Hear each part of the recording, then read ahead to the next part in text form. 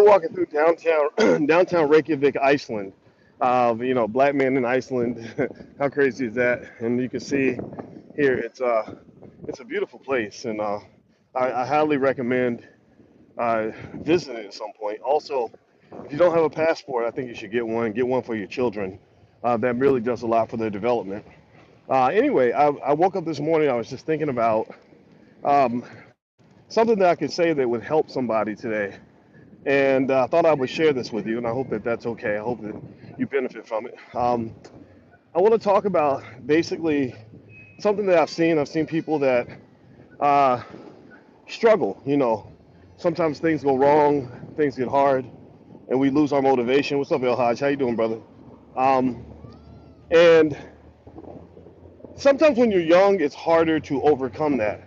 One thing I can say, and I'm not sure if this is across the board, but one benefit of being like 50 or over is that most of my friends that are over 50 that are successful, they've accomplished something, and that usually comes from a type of mental toughness that they gain. And it goes beyond just the physical. Your physical body isn't what it used to be, but your mindset is a lot different, and you're able to kind of just face, whatever challenge happens to be in front of you. And so I wanted to throw a couple of thoughts and tips in terms of people that want to be successful. You're figuring out like, okay, how am I going to make it through this? If I'm feeling sad or scared or unmotivated, what do I do? Um, I'll say something real quick. I have a whole, like literally a whole list of these things, right? I literally had created a whole life class called Black Keys to Greatness in the Black Business School. But rather than trying to explain all that in the 3 or 4 minutes I have, I'll just kind of focus on a couple of things that come to mind immediately. When I was 22 years old and I was starting my PhD program at Indiana University, I was very depressed. I was very sad because all through college I had made straight A's. In college, I pretty much dominated in undergrad. I had the highest grade point average of all the black students on campus. I won an award from the Wall Street Journal for being the outstanding graduating senior in finance, and that's black, white, or anything. It wasn't even based on race. So I thought I was the stuff, man. I thought I was the man. I thought, that there wasn't nothing I couldn't do in the classroom if I didn't study hard enough. And I gotta keep looking up, make sure I don't get hit by some of these cars. This European traffic. I gotta make sure I'm careful. Um, and so I got to my PhD program, and I remember before I got there, I talked to a white guy named Scott. And one thing Scott said, he was kind of my sort of mentor coming in. And I'm 22 years old, and he said, "There's no way I can explain to you how hard this is. You just have to be there. I can't tell you how hard it is to get through this program." And I'm thinking, okay, yeah, whatever. I've seen it. I've seen it all. I could just work my way through it and be all right. And when I tell you that man was 100% correct, I cannot overemphasize how shell-shocked I was. I'm talking about there's nothing like studying 7 to 8 hours a day for a test and then failing the test. It was so difficult. And you were doing high-level theoretical mathematics. My first math class was a class called Real Analysis. You can look it up. Real Analysis is a class that first-year math PhD students take. I hadn't even taken Calculus 3 yet. I was like, what the hell, man? This is crazy. So I did my best. I was studying nonstop, and it was tough. It was really hard. And I remember at that time, the thing that helped turn a lot of these things around for me was, and this is one of many steps, but I'm gonna share the one step that just comes to mind is I read Michael Jordan's book. Back then, I remember just Michael Jordan was the man, and I was impressed by the way he was able to just rattle off these championships, especially given that he overcame that adversity. If you remember, Michael Jordan could not win a championship. Michael Jordan was incapable of winning a championship in the 1980s. If y'all remember, the Bulls would get to the playoffs and get eliminated in the first round every time. And they did articles like, will Michael Jordan ever win a championship? And they would question his ability and everything. And it's hard to imagine now because Jordan is Jordan, right? But at that time, he was not the legend. He was still a guy trying to figure it out. And two things that Jordan said, really three things, and I'm going to share them with you real quick that I hope will help you. One thing I remember him saying in the book is that, let me know if you can hear me. Give me a yes if you can hear me okay. I want to make sure I'm coming through all right. One thing he said is that you should always be growing. You should always have a growth mindset. He said when a tree stops growing, that tree is basically dying. So all through your life, you should keep growing. You should keep reading, learning, studying, picking up game. Stay humble. Never ever believe that you know it all. Like always listen and learn. You can learn something from anybody. So that's the first thing I remember him saying. Second thing I remember him saying is that in his belief, and actually, again, Jordan politically, you can say whatever you want. People bitch about his politics. I don't care. The man's made billions of dollars. He's 60 years old, still selling sneakers that he made. Started a sneaker brand. He started in 1983. That's impressive as shit.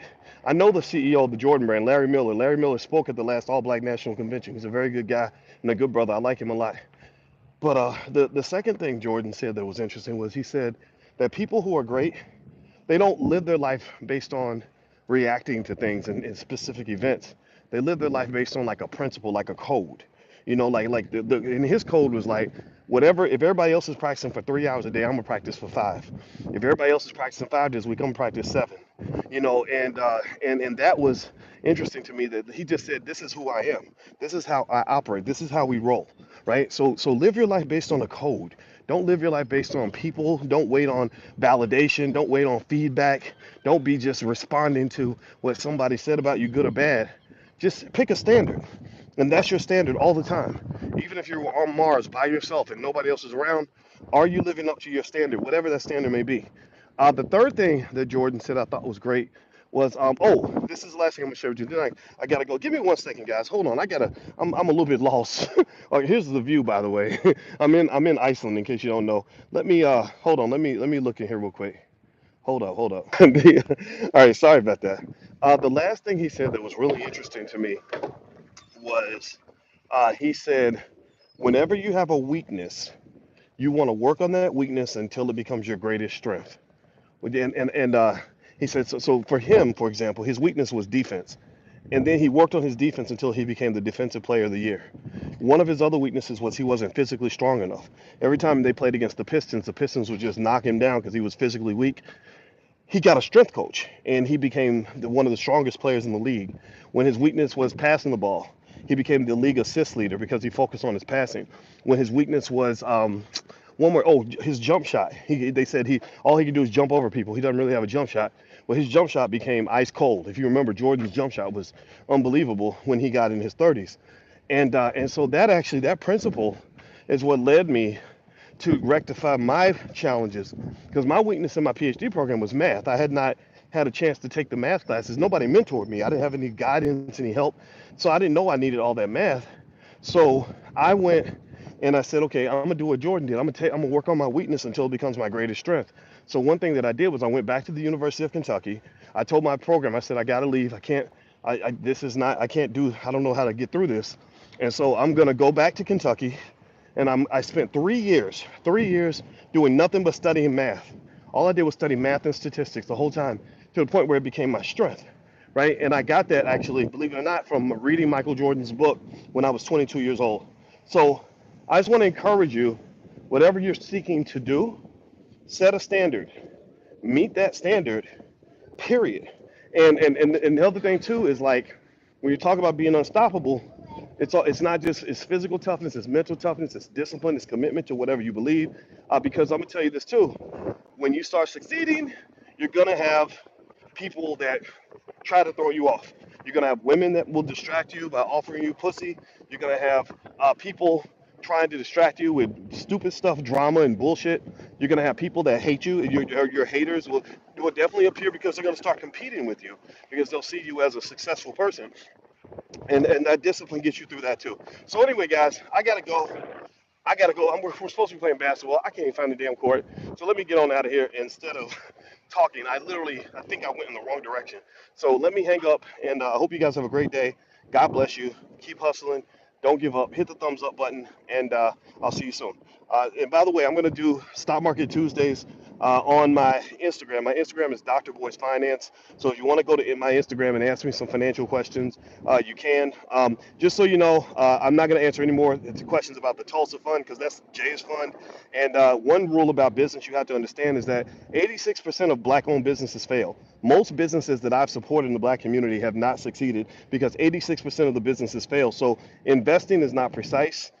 Some people think that because you have a PhD, you can magically predict with complete accuracy every investment that's going to work out wonderfully. That is simply not true. It's just like baseball. You swing at the ball, 10 times, you might miss 6 times or 5 times, but you keep swinging because the wins outweigh the losses eventually, or the gains outweigh the defeats or whatever, right? So I'm not answering more Tulsa real estate fund questions. If you want to talk to them about Tulsa, and I know a lot of y'all are not asking about it, but a couple of y'all are. Go to their Instagram page. Their information is public. If you don't do that, that tells me that your intentions are not good. Your intentions are not pro-black. Your intentions are not to help a black-owned business. Your intentions are to destroy a black-owned business. In which case, that makes you pretty much a Klansman. Which I have nothing else to say to you. I'll talk to you guys later. Have a good day. I'll see you at Stock Market Tuesday. It starts in about an hour and a half, 90 minutes from now.